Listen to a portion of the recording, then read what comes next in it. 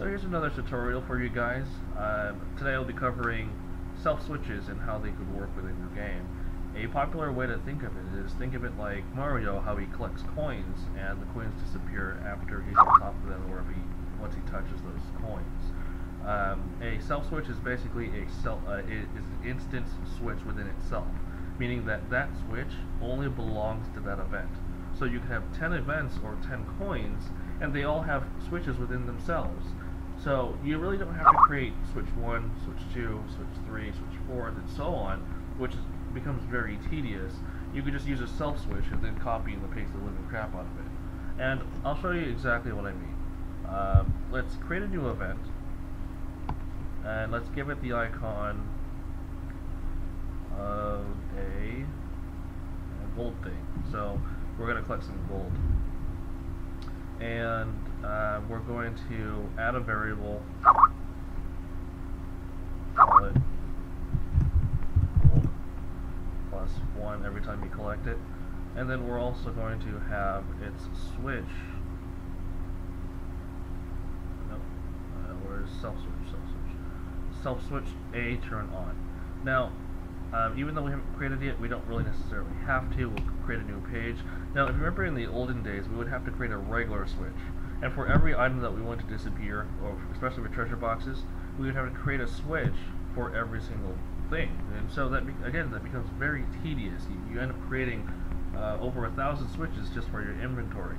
So, and you can't, if you copy and paste this event, what happens is you turn off that switch that's linked to multiple items. Because they're not instants, that switch belongs to multiple items, where a self switch belongs to one specific item only. And so instead we're going to use a self switch. Okay, and then all this event does is once you touch it, it disappears, turns self switch A on. And in fact, what we're going to do is we're going to make several copies of this switch or this event. So that way, hopefully the character should be able to collect that really fast. And in fact, we're even going to do it the old-fashioned way, where we would have a regular switch turn on.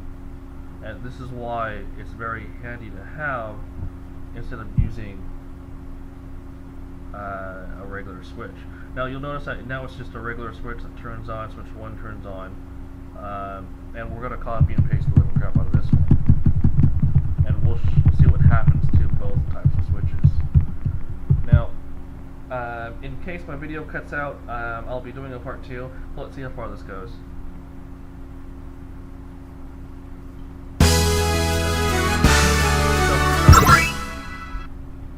And you'll notice we collected the first one, second one, third one, fourth one, fifth one, and so forth. So what we're doing is we're collecting these items, and its self switch is turning off. But now look what happens when we collect one of the switches that we regularly have the old school way, and when they're all tied at the same time, they all disappear because again it's using a switch that it's sharing with other events as well. And again, a self switch only belongs to that particular event. Doesn't matter what you do with it. You can copy and paste it 100 billion times. It creates a switch for itself. So hopefully that kind of